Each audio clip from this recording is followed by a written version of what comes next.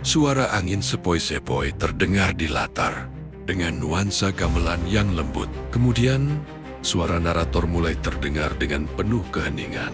Di sebuah kota yang penuh dengan sejarah dan cerita, ada seorang tokoh yang menjadi jembatan antara dua dunia. Dunia Islam yang baru datang ke Nusantara dan dunia tradisi yang telah lama ada di tanah Jawa. Namanya Sunan Kudus. Seorang wali yang dengan kesabaran, kecerdikan, dan keberanian menjadikan Kudus sebagai pusat penyebaran agama Islam.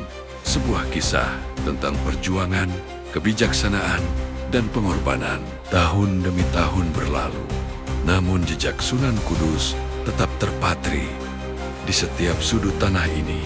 Kini, mari kita menyelami kisah seorang wali yang namanya tak hanya dikenal, tetapi dihormati hingga kini. Suara langkah kaki di tanah berpasir, diiringi dengan suara burung dan daun yang berdesir. Pada abad ke-15, di tanah Jawa yang masih terbelah antara kekuasaan Hindu-Buddha dan ajaran Islam yang baru saja merambah, lahirlah seorang anak dengan jiwa yang berbeda. Nama aslinya adalah Jafar Shodiq.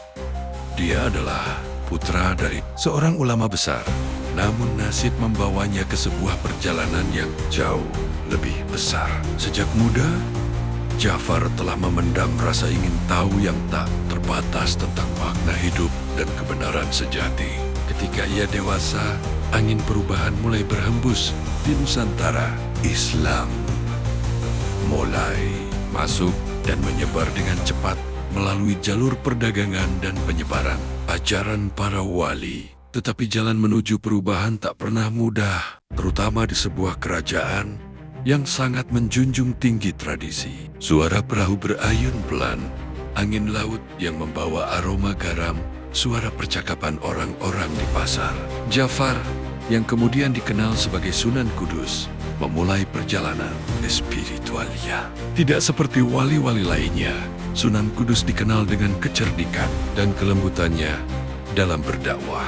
Ia memahami bahwa untuk menyebarkan Islam di tanah Jawa bukan hanya soal mengajarkan kitab suci, tetapi juga soal menghormati tradisi dan kebudayaan yang sudah ada. Maka, ia pun melakukan pendekatan yang sangat berbeda. Ia mendirikan pesantren di Kudus, sebuah kota yang awalnya dikenal dengan tempat suci bagi para pemeluk Hindu-Buddha.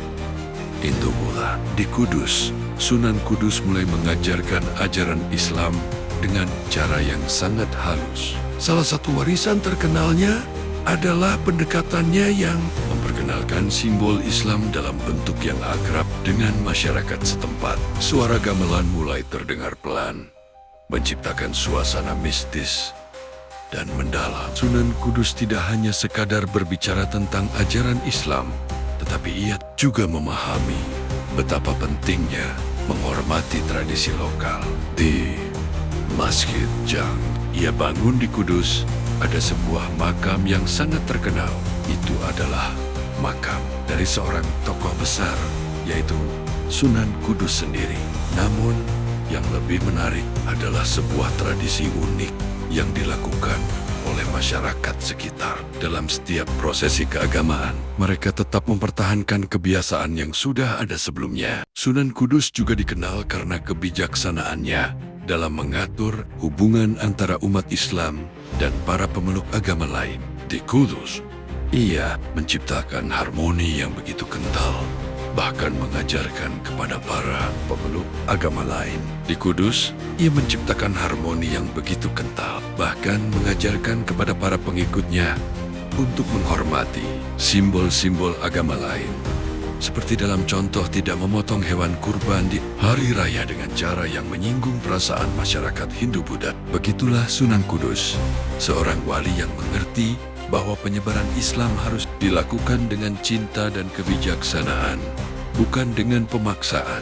Suara-suara lonceng dari kejauhan, dengan angin yang mendesir lembut, suara percakapan orang-orang, tertawa riang di sebuah pasar. Kudus, di tangan Sunan Kudus, berubah menjadi simbol kedamaian. Sebuah kota yang bukan hanya menjadi pusat spiritual, tetapi juga pusat pertemuan berbagai kebudayaan. Di sini, Islam berinteraksi dengan budaya Jawa, membentuk sebuah harmoni yang langka dan mempesona. Tersebarlah ajaran-ajaran Islam yang penuh kasih. Dan pada saat yang sama, budaya Jawa yang penuh keindahan dan keramah tamahan. Warga Kudus mulai melihat bahwa ajaran yang dibawa oleh Sunan Kudus bukanlah sesuatu yang asing, melainkan sesuatu yang selaras dengan apa yang telah mereka kenal selama ini. Suara gelas pecah, disusul dengan suara rintik hujan yang jatuh.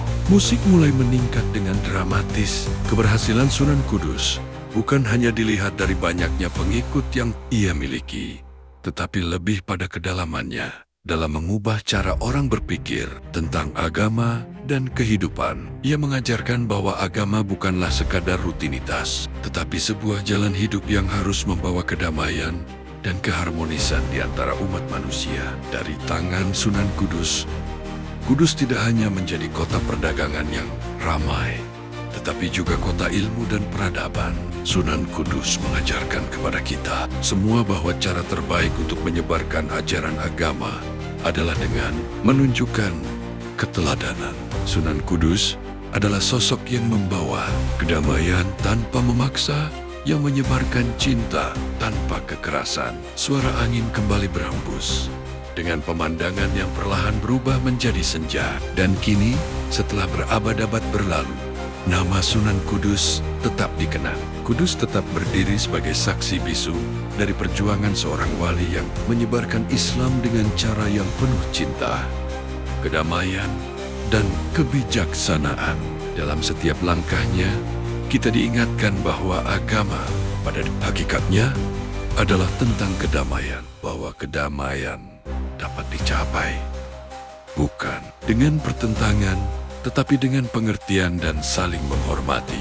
Maka, ketika kalian melangkah ke tanah Kudus, ingatlah bahwa kalian tidak hanya mengunjungi sebuah kota, tetapi juga sebuah warisan sejarah yang akan terus hidup dalam setiap doa yang terucap, dan setiap langkah yang mengarah pada kedamaian. Sunan Kudus, namamu akan terus dikenang di hati kami. Suara gamelan perlahan-lahan menghilang, digantikan oleh suara angin yang menenangkan. Dengan narasi ini, saya berharap bisa memberikan gambaran mendalam tentang perjuangan dan kebijaksanaan Sunan Kudus dalam menyebarkan Islam di tanah Jawa dengan pendekatan yang sangat humanis dan menghormati tradisi setempat.